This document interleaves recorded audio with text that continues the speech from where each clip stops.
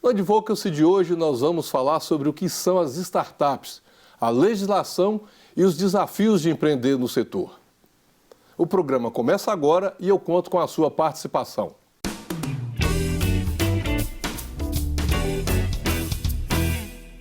Empresas que nascem pequenas, ligadas à tecnologia, com propósito relacionado à inovação e com pretensão de encausar o impacto social, são as propostas das startups. O termo se tornou bastante conhecido nos últimos anos no Brasil, graças à popularização de serviços como Uber, Airbnb, Nubank e outros. Para falar sobre o que são as startups, a legislação e os desafios de empreender no setor, recebemos a doutora Paula Figueiredo, presidente e fundadora da Comissão de Direito para Startups da OAB e membro da Comissão Especial de Direito para Startups do Conselho Federal da OAB. Embaixadora na América Latina do World Legal Summit, iniciativa mundial para a criação de parâmetros para legislação para a tecnologia. E Vitor Soares, ele é cofundador e CEO da Meta Energia, plataforma que oferece desconto em energia de maneira simples e sustentável. Vitor, doutora Paula, obrigado pela participação de vocês aqui no programa de hoje. Muito obrigada, James. Prazer estar aqui com vocês e para falar de um assunto assim que está toda hora alguém falando, né? Só que a gente não sabe exatamente o que é, ou mais precisamente o que é, inclusive eu. E eu queria começar aqui pelo Vitor. Vitor, o que é startup e por que a gente fala que ela é uma empresa e, na verdade, fisicamente ela não existe? O que ela diferencia a startup de uma outra empresa? Legal. Então, existe uma diferença muito grande, muita gente define de várias maneiras diferentes, mas como eu gosto de definir startup, na verdade, é um conjunto de pessoas que está ali utilizando da tecnologia para buscar um modelo de negócio, ou seja, um produto, um serviço que ele vai oferecer para as pessoas, para o público geral, que tem duas características muito diferentes de uma empresa tradicional. Ela é escalável e repetível. Basicamente, o que é isso, né? São expressões muito diferentes. Exatamente. Escalável é você conseguir atender uma gama gigantesca de pessoas ali com uma infraestrutura que não cresce na mesma proporção. Vou te dar um exemplo. Se você tem um lava-jato e quer atender mais carros, você precisa contratar mais lavadores, mais mangueiras, enfim, vai gastar mais insumos. Uma startup não. Ela consegue cada vez mais atender mais clientes, como o Uber, por exemplo, sem precisar de crescer na mesma proporção seus funcionários. E tem um serviço repetível. Ele é mais ou menos igual para todo mundo ali. Na Uber você vai pedir o carro, vai chegar o motorista e você vai usar normalmente. Não tem tanta personalização. É isso que permite que as startups causem um impacto tão grande na sociedade e se diferenciem tanto do mercado tradicional. Afinal de contas, elas atendem muitas pessoas e geram impacto na vida de muita gente. E o Brasil tem cenário para isso? Assim, a gente parece estar sempre tão atrás dos outros. Por exemplo, a gente falou aqui de um aplicativo de transporte. Não tem tanto tempo assim que chegou no Brasil, mas ele já existia em outros países já há algum tempo antes de nós, né? Temos um cenário, um ambiente propício para esse tipo de coisa? E, desculpa, até para complicar um pouco a pergunta. Nós temos cultura do brasileiro para lidar com isso e tecnologia também disponível no Brasil para isso? Como vocês veem isso? Na minha visão, isso vem evoluindo numa velocidade absurda, né? Tanto do ponto de vista de tecnologia, cada vez mais os nossos smartphones se tornando um mega computador nos nossos bolsos ou bolsas e que permite que a gente acesse tecnologias que antes não eram possíveis e cada vez mais culturalmente também, à medida que a população vai lidando com esse tipo de solução, que é muito tecnológica, muito diferente de tudo que estava acostumado, vai ficando mais fácil outras empresas irem cada vez mais lançando as suas soluções. E mais do que isso, a gente tem um ecossistema, principalmente aqui em Minas Gerais, que fomenta que essas empresas de base tecnológicas surjam numa intensidade ainda maior. O que é esse ecossistema favorável? O que é isso? Bom, Universidade que está discutindo, empresas, o que é? Eu gosto de dizer que a gente finalmente está capitalizando o nosso mineirês. Sabe aquela coisa de eu conheço você, que conhece ele? Agora, isso tem um nome chique no meio do empreendedorismo, que é o ecossistema, que faz uma alusão ao fato de que pessoas, coisas, empresas, serviços, produtos estão todos unidos e a gente agora se comporta enquanto sociedade, consumidores e empresas de uma forma muito diferente. A gente vê modelos de produtos e de serviços serviços que nascem rápido, crescem rápido e que provavelmente daqui a algum tempo podem nem mais estar sendo utilizados pela gente, já que a tecnologia vem trazendo, né, sempre muitos progressos. Sobre a questão do ambiente, a gente tem sim um ambiente muito propício aqui no Brasil. Saiu um pouco, há algum tempo atrás, uma entrevista, né, uns dados que a gente já está com mais de 12 mil startups no país, e aí a gente continua crescendo bastante, esses números, né, se multiplicando. Sim. E é muito interessante perceber que essas empresas, né, o que eu entendo que é o pulo do gato das startups, é que elas trazem uma forma diferente de fazer as coisas dentro, né, da indústria. Antes a gente fazia um produto ou um serviço e passava um tempão, né, programando isso dentro da empresa, fazendo aquela solução ficar perfeita, para poder apresentá-la para o mercado e o mercado testar se ele ia gostar ou não. Agora, as startups têm um jeito mais ágil de fazer isso acontecer, de forma que você precisa de menos dinheiro, menos pessoas para poder colocar uma ideia rodando, né, e já você coloca ela no mercado de uma forma inicial, pergunta já para as pessoas se elas querem aquele produto ou serviço e vai adaptando o seu produto e serviço à medida né, que você vai tendo retorno das pessoas do mercado. Isso torna soluções muito mais baratas, mais rápidas e principalmente melhores para quem consome, né? E aí até as grandes empresas estão de olho nessas metodologias ágeis que as startups trouxeram para nós. E é verdade que nós da geração A, B, C, D, L, M, etc., não somos empregados nas startups? Não, não tem nada disso. Não tem nada disso. Vou te dar um exemplo. Eu digo aqui porque, em geral, as startups são assim, é o pessoal mais jovem, né? Todo mundo tem essa visão, depois né? da universidade e tal. Todo mundo tem essa visão de que o empreendedor, o empregado de uma startup é aquela pessoa que acabou de sair da faculdade. Ou nem entrou ainda. Ou nem entrou ainda, aquele menino novo. Mas não tem muito disso, assim. A gente tem visto... É claro que no começo, muitas das startups começam assim realmente, que é o momento onde as pessoas estão mais dispostas a arriscar realmente, não tem uma família para sustentar, não tem tanta responsabilidade, estão num cenário de mais segurança para dar esse passo. Afinal, startup tem incerteza, tem muito a ver. Mas cada vez mais, à medida que a startup vai avançando no seu cenário, e a gente passa muito por isso lá hoje em dia, a gente precisa trazer pessoas cada vez mais sêniores de mercado, com mais experiência, que vão amparar a tomada de decisão e vão garantir que aquele negócio que era muito pequenininho, era muito código e tecnologia, se torne uma empresa sólida e que faça realmente, seja saudável e perdure por muitos anos. Não, e movimenta, assim, valores e volume muito altos, né? Ou seja, não é uma brincadeira de criança. Não é uma brincadeira. É coisa de adulto mesmo. Eu e a doutora Paula, a gente estava conversando logo antes de começar o programa.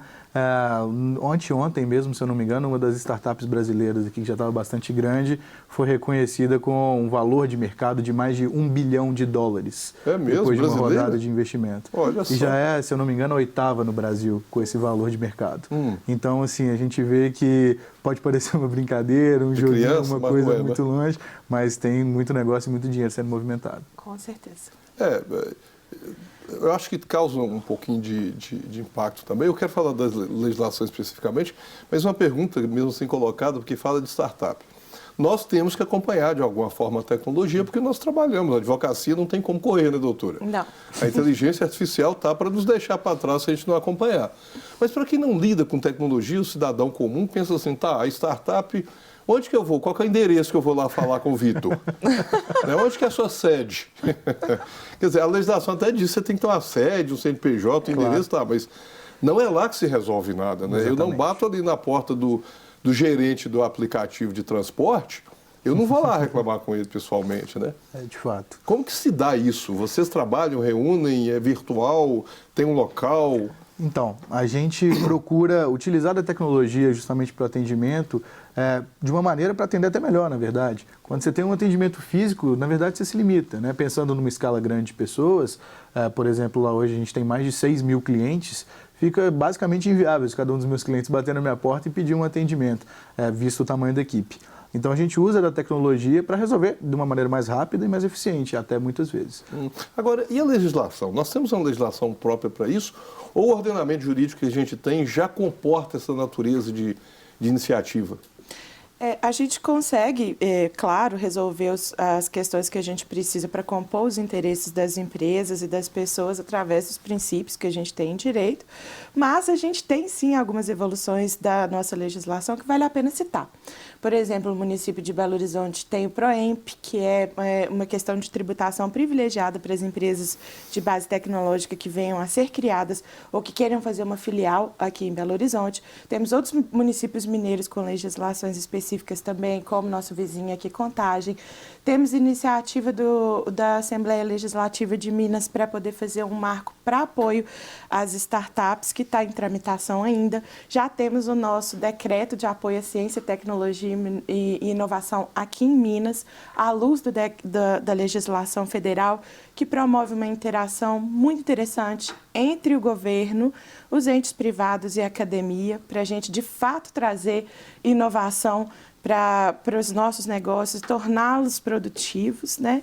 E a gente também tem legislação na esfera federal, está sendo discutido agora o marco das startups, a gente teve a oportunidade de participar dessas discussões. Temos a MP da Liberdade Econômica, que com certeza vai trazer impactos para quem pretende fazer atividades inovadoras e econômicas em geral aqui no Brasil, né? E também temos inovações em setores específicos, regulamentação da CVM, que permite emissão de valores mobiliários, né, por limitadas. Temos Banco Central permitindo novas figuras dentro do sistema financeiro nacional para a gente poder abraçar, né, essas empresas de tecnologia do setor financeiro que tanto facilitam a nossa vida e ampliam aí o acesso ao mercado financeiro.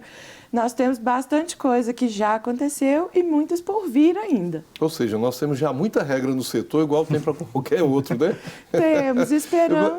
Eu quero falar um pouquinho da legislação federal, onde é que a gente, digamos assim, aporta essa natureza de empresa, se ela encaixa dentro do que a gente tem, como qualquer outra empresa normal, ou se a gente tem que, ou se o Brasil ainda depende de uma regulamentação específica. Mas nós vamos fazer aqui uma pausa no nosso debate e eu te convido a se posicionar sobre o assunto em nossas redes sociais. É só procurar pelo @programa Advocacy. Nós já voltamos.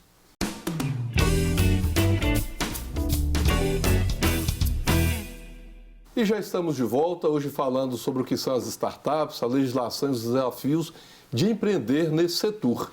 Para isso, recebemos a doutora Paula Figueiredo. Ela é presidente e fundadora da Comissão de Direito para Startups da OAB-MG e membro da Comissão Especial de Direito para Startups do Conselho Federal da OAB. Também é embaixadora na América Latina do World Legal Summit, que é a iniciativa mundial para a criação de parâmetros para a legislação para a tecnologia.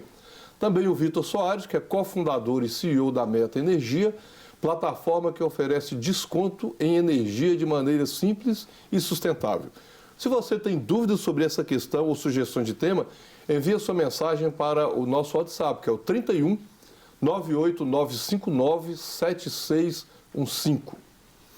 Paulo, no bloco anterior nós encerramos, aliás, falando sobre legislação, mas eu queria aqui um pouquinho mais de especificidade sobre legislação. Porque toda empresa, dependendo do ramo de atividade, a forma como ela se constitui, está na lei. E as startups também está na lei, assim, existe isso. Como que classifica a startup lá? Ou ela ainda está num limbo esperando uma legislação específica para isso? O contador sabe onde colocar a startup? Bom, tecnicamente ela para nós é uma empresa como as outras, né? A opção pela modalidade em que ela vai ser aberta vai levar em conta questões de tributação, né? Se ela vai se enquadrar numa tributação privilegiada, que no início pode ser muito importante, se ela já precisa de uma estrutura societária mais robusta e aí para outra forma, né? Mas, por enquanto, a gente ainda não tem um enquadramento específico na criação relacionado a ser startup, até porque é um tema transversal, né? a gente pode tê-la em vários setores diferentes da economia.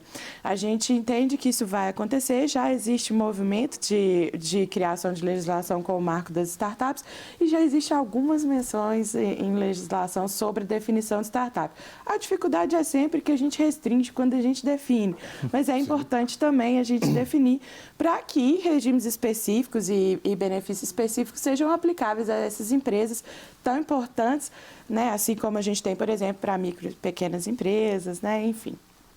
Agora, você falou aí da transversalidade da natureza, digamos assim, da atuação da empresa, porque a startup, assim, ela é especificamente a empresa na área de tecnologia, igual nós falamos ali no início. Mas ela pode atuar em todos os setores da economia, né? Serviços, produtos em geral, ela atua em muita coisa.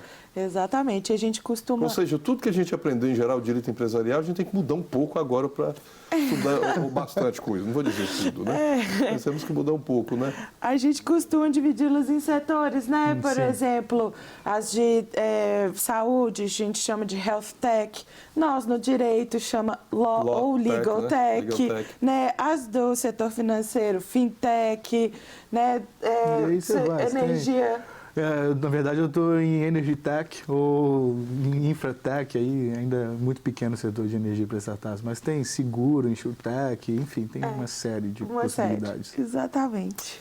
O Brasil está aí na expectativa de entrar em vigor a chamada LGPD, né, que é a Lei Geral de Proteção de Dados, que está causando um rebuliço, tanto no meio jurídico, nós advogados estamos todos assim na expectativa, quanto no meio da tecnologia da informação, que pega em cheio as startups, né?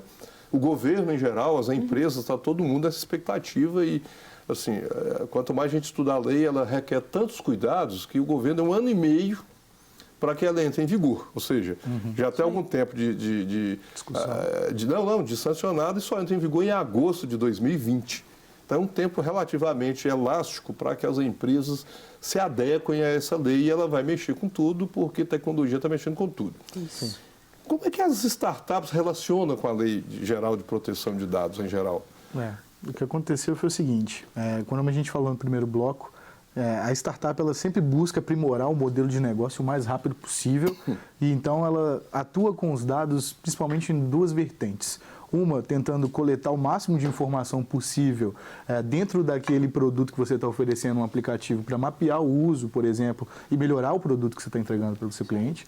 E no segundo momento, e muitas vezes, está tratando com dados super sensíveis do cliente final, como uma startup de banco. Poxa, tem todos os dados financeiros ali dentro do seu smartphone, num aplicativo, navegando pela internet. Então, isso acaba deixando, e faz muito sentido a LGPD por conta da sensibilidade desses dados. O que a gente tem que fazer, na verdade, eu entendo que é uma lei que vem para melhorar, que a gente não se assusta no primeiro momento, mas não adianta muito brigar, porque precisa ser regulado realmente, senão acaba ocorrendo vazamentos estrondosos, como aconteceram fora do Brasil, por exemplo, que causam impacto na vida de muita gente. E aqui também, é verdade. O que a gente precisa é se adequar e tentar fazer com que isso não impacte profundamente no nosso modelo de negócio, obviamente, e ter uma assessoria jurídica, ter uma assessoria do próprio produto ali, repensar o seu produto de maneira que você fique legal e que você continue conseguindo entregar um serviço num nível de qualidade excelente. É importante a gente pensar em dados como um valor, e é um valor que veio para ficar, é um valor que já superou o valor do petróleo. Então, se... Aliás, dado hoje é só valor, né? É dinheiro. Exatamente. A gente não guarda dinheiro no cofre, a gente também vai precisar ter uma mentalidade, né, uma mudança de atitude com relação à questão dos dados.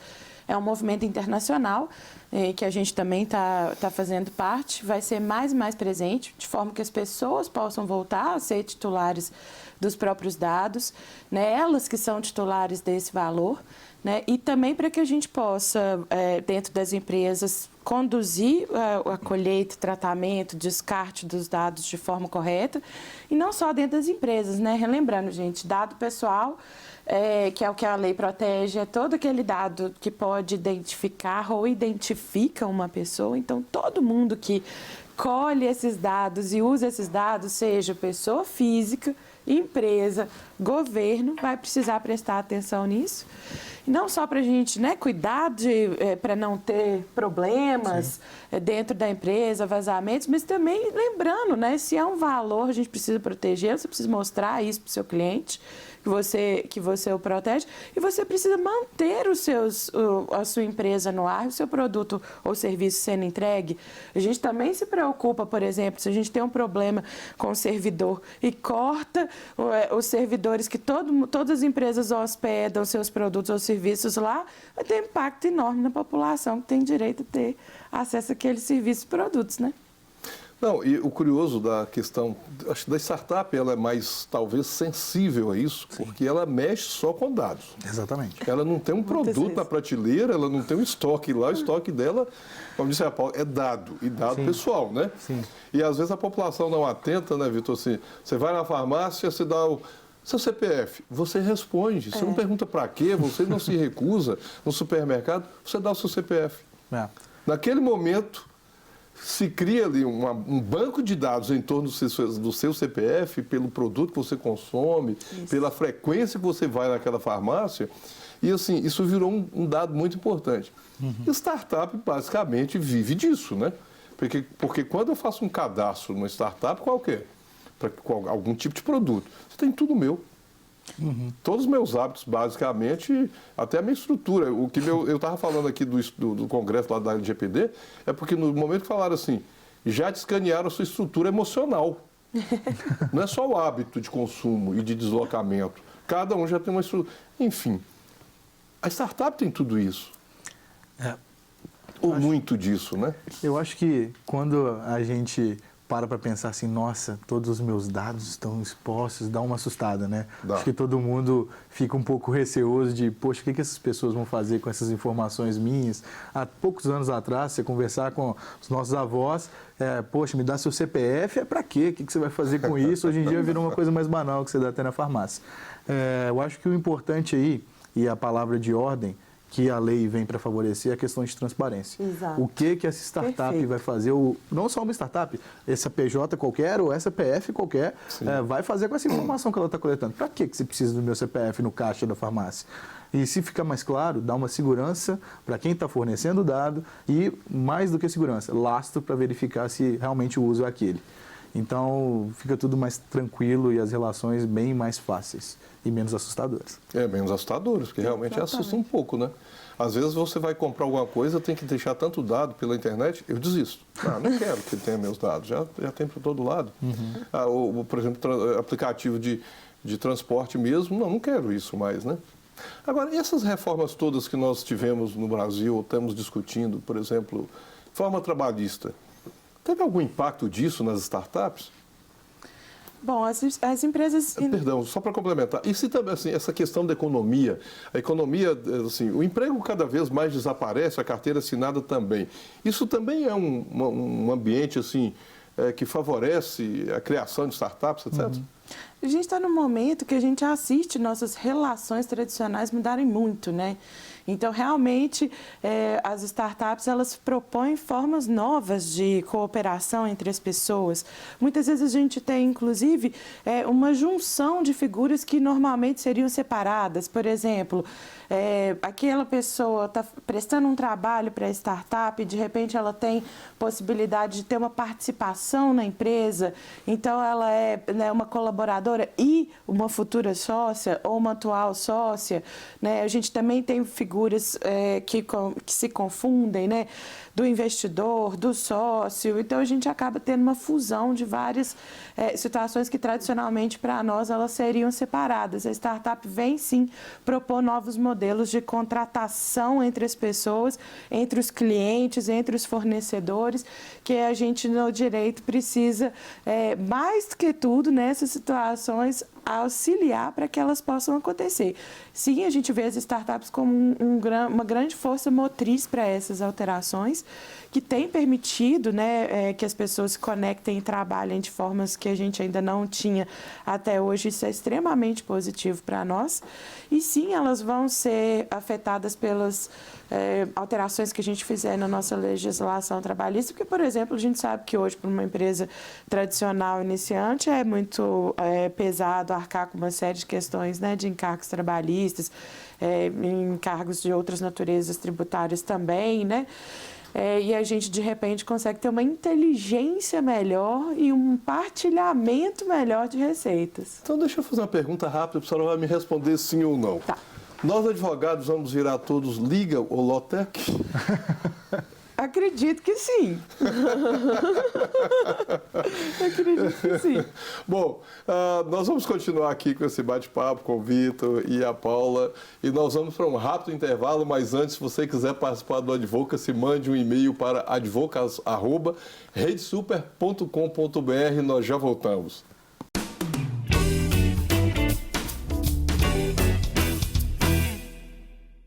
E já estamos de volta hoje falando sobre o que são as startups, a legislação e os desafios de empreender nesse setor.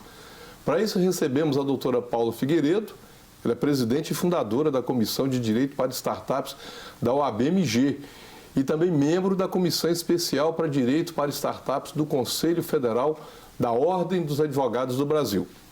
Também ela é embaixadora na América Latina do World Legal Summit, que é a iniciativa mundial para a criação de parâmetros para a legislação para a tecnologia. E Vitor Soares, que é cofundador e CEO da Meta Energia, plataforma que oferece desconto em energia de maneira simples e sustentável. Se você tem dúvidas sobre essa questão ou tem sugestão de tema, envie a sua mensagem para o nosso WhatsApp, que é o 31 98 959 7615. Bom, voltando aqui para esse nosso último bloco, eu estou doido para saber do Vitor como é que a gente faz para economizar energia de maneira rápida, muita e sustentável. Vamos pegar as dicas do Vitor aqui mais ao final, né?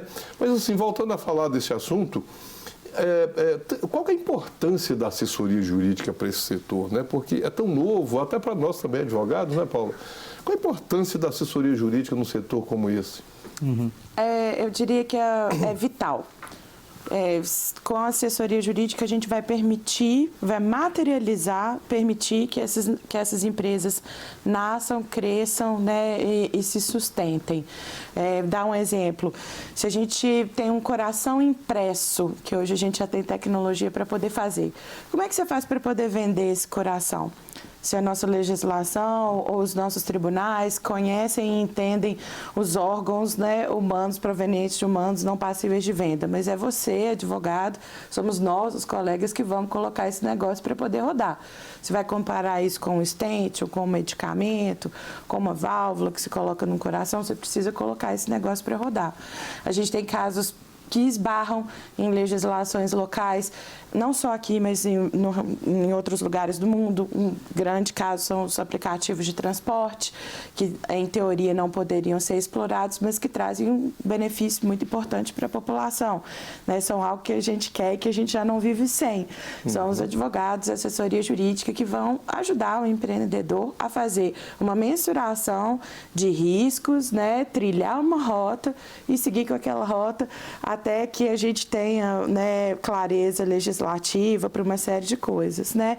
E a gente vive num momento de transformação. O desafio da legislação acompanhar essa transformação acontece aqui no mundo todo, como vocês puderam ver, nós juristas estamos nos unindo para poder criar bases para legislação, para tecnologia no mundo todo. Então, é um desafio e como somos, né, os advogados que trabalham com as pessoas e empresas na ponta, esse desafio a gente ajuda a concretizar na prática. Não, e o que se verifica na questão jurídica na área da tecnologia, lembrando que sem advogado não pode ter nada, né? Como não vai criar empresa.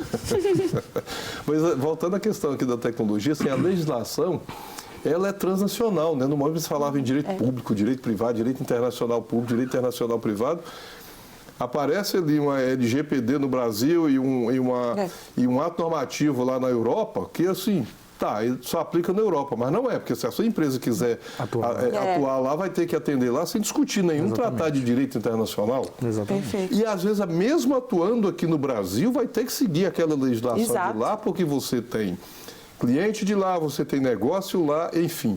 Parece que a legislação e aí o jurídico não tem como ficar de fora discussão toda, né? Assim, de forma genérica. E na prática... É fundamental. Super caso aqui, né, de estruturação Então, jurídica de um negócio. No nosso começo, lá em 2017, a gente teve uma dificuldade enorme para conseguir uma assessoria jurídica adequada por 2 motivos. Primeiro, por se posicionar como uma startup, que muita gente ficava um pouco com medo, o que é isso, como exatamente a reação inicial, o que eu vou fazer ali, vai me substituir, e ao mesmo tempo por tratar de um setor tão, ao mesmo tempo regulado, e numa fatia do setor muito nova, que é dentro do setor de energia e geração distribuída.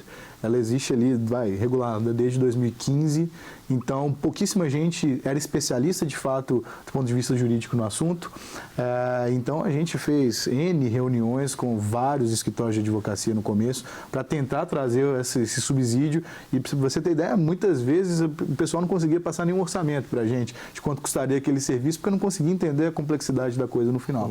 Então assim, a gente teve que literalmente se virar para conseguir encontrar uma assessoria, num primeiro momento longe de ser ideal, mas que deu o start com pessoas ali mais do ramo acadêmico, e num segundo momento ali já subsidiado por escritórios e consultores jurídicos que conseguiram realmente dar a base de sustentação para o nosso negócio, garantir que o que a gente estava fazendo era legal, que não estava ferindo nenhuma legislação, que a gente ficou muito tempo assim com esse receio, poxa, mas e aí? E aí?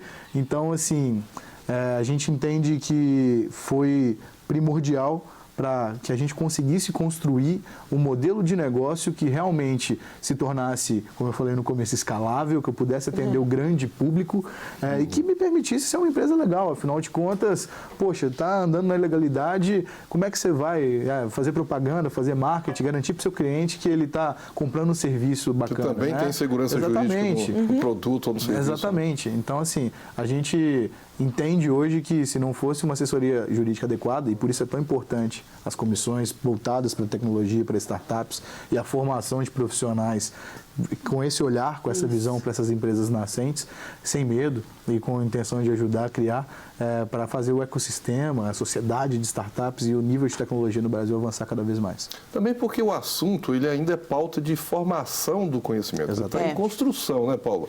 Tanto em comissões como da OAB, como na própria academia. Exato. E isso é uma matéria nova no direito. Exatamente. E assim, é muita matéria jurídica para analisar antes de falar para o Vitor. Pode montar que está tudo ok. Verdade. Tanto do ponto de vista da estruturação da empresa, da legislação para criar a empresa, como no setor que você vai trabalhar e juntar isso. Né? Exatamente. A gente fica vendo o tanto que é penoso.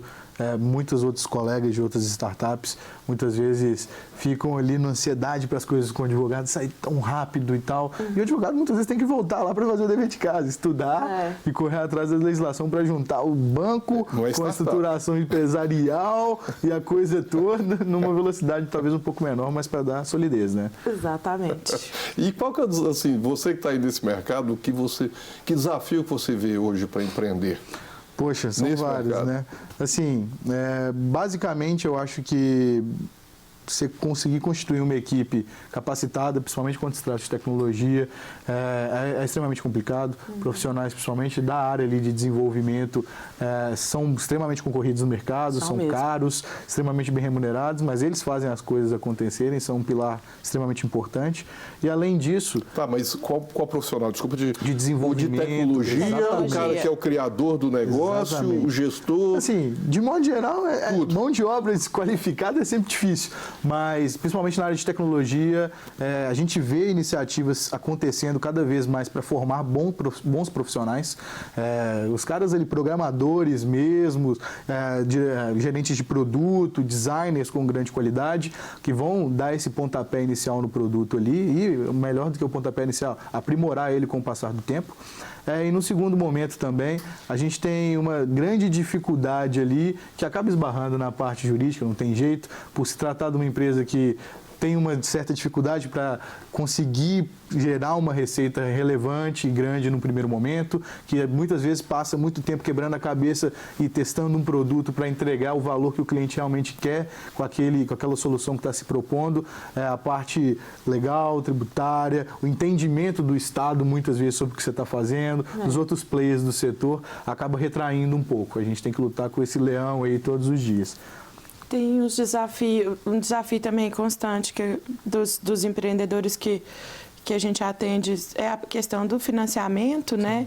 É difícil no nosso país ainda, porque as pessoas que ainda não monetizam, a empresa que ainda não gera lucro, conseguir financiamento. Então, esse aí talvez seja algo para a gente prestar atenção. E é caro para montar uma startup? Porque a gente está falando assim de qual é um dos desafios? É caro? Poxa, depende muito. Tecnologia é caro, depende muito. Tecnologia exatamente. É um produto caro. Bom, vamos lá. Tecnologia, na verdade, tem uma lei que chama Lei de Moore, que já se prova verdadeira, acho que ela é da década de 50, Sim. não é? Sim. Que de 2 em 2 anos a gente dobra a nossa capacidade computacional e cai o preço pela metade. Então é por isso que antes o computador custava caríssimo e hoje todo mundo tem um na palma da mão. Então, na verdade, a tecnologia ela vai chegando em locais que a gente ainda não a teria normalmente, né? E a gente realmente permite negócios acontecerem dentro da garagem de casa por conta disso. E se a gente pensar, ela é um fator de transformação muito interessante. Antes a gente tinha que industrializar um país para a gente mudar a realidade dele. Hoje a gente, de fato, consegue fazer o celular ou a tecnologia chegar na mão das pessoas. Talvez o grande desafio seja juntar todas essas peças. A grande pessoas, dificuldade, financiamento, o gerenciamento. conseguir construir o produto. O que eu vejo de maior dificuldade, na verdade, é porque normalmente as startups elas se encaixam em lacunas do mercado onde a margem é muito pequenininha. Então, ela vai ter que oferecer um preço mais competitivo ou vai ter que trabalhar com alguma coisa que vai exigir uma disrupção muito grande. E aí tem até um ticket bom, ganha dinheiro, só que demora mais um tempo para ir para o mercado ou exige uma negociação muito alongada. Então, o que acontece é que, normalmente, via de regra, no começo da construção da jornada de uma startup, ela vai queimar caixa. O empreendedor vai ter que aportar algum recurso, seja dele, seja de um investidor, seja de um fundo de investimento, para justamente conseguir dar esses primeiros passos ali na sua jornada. E isso pode ser dezenas ou centenas ou até milhões de reais, vai depender do seu modelo de negócio. Agora, você começou aí falando, pegar uma brechinha ali no mercado, alguma coisa e tal. Dicas, nós estamos chegando aqui no finalzinho do nosso programa. Que dica que você dá para alguém que quer começar assim, em um minutinho? Uma startup. Eu acho que o principal é o empreendedor, primeiro, tentar formar uma boa equipe que vai estar na sua jornada, literalmente sócio, casamento, ainda mais para uma startup, que é a jornada 24/7. E, mais do que isso, correr atrás de conhecimento e de pessoas que vão te amparar. Aqui em Belo Horizonte, a gente é muito privilegiado, é um dos hubs de tecnologia do Brasil hoje, e tem muita gente boa querendo ajudar as empresas nascentes a correrem para o mercado. Então, vai lá, faz a sua pesquisa na internet e fala com as pessoas que já estão fazendo, porque está todo mundo muito disposto a ajudar quem está começando. E tem uma boa assessoria jurídica para construir o seu negócio. Indispensável, que é a dica da doutora Paula. Isso aí. Gente, obrigado por essa conversa aqui tão esclarecedora, tão importante e tão atual. Nós não temos mais como correr da tecnologia e nem das startups, né, Vitor? É isso aí. Hoje em dia é mandatório se aprender a lidar com a tecnologia, com todos os serviços, seja na energia, como no meu caso, onde você consegue gerar economia, seja no transporte, no pedido de comida, em qualquer um dos setores. E lembrar que a gente tem que falar para a tecnologia o que ela quer, o que a gente quer que ela faça por nós. Estamos nesse momento. Só rapidinho, a sua empresa, assim, bem rapidinho, que a gente terminou aqui mesmo, a sua empresa trabalha com ela? A gente dá desconto na fatura de energia do consumidor pessoa física. Então, o cliente que quer economizar é só entrar no nosso site, na Meta Energia, e consegue ter até 15% de desconto. Qual que é o site? www.meta.energia.com.br. Contato da senhora, da OAB, é OAB? Isso, oabmg.org.br. A gente é a Comissão de Direito para Startups da OABMG e estamos à disposição de todos para poder falar mais sobre esses assuntos. Obrigado, viu? Muito obrigado, James. E chegamos assim ao fim desse programa, mas o assunto continua nas nossas redes sociais e nós te aguardamos no nosso próximo Advocacy. Não quer ficar um segundo por fora da nossa programação? Agora você pode nos acompanhar através das plataformas digitais. Não perca tempo. Acesse, curta e siga-nos. Fique por dentro de tudo o que acontece por aqui. Rede Super, inspirando você.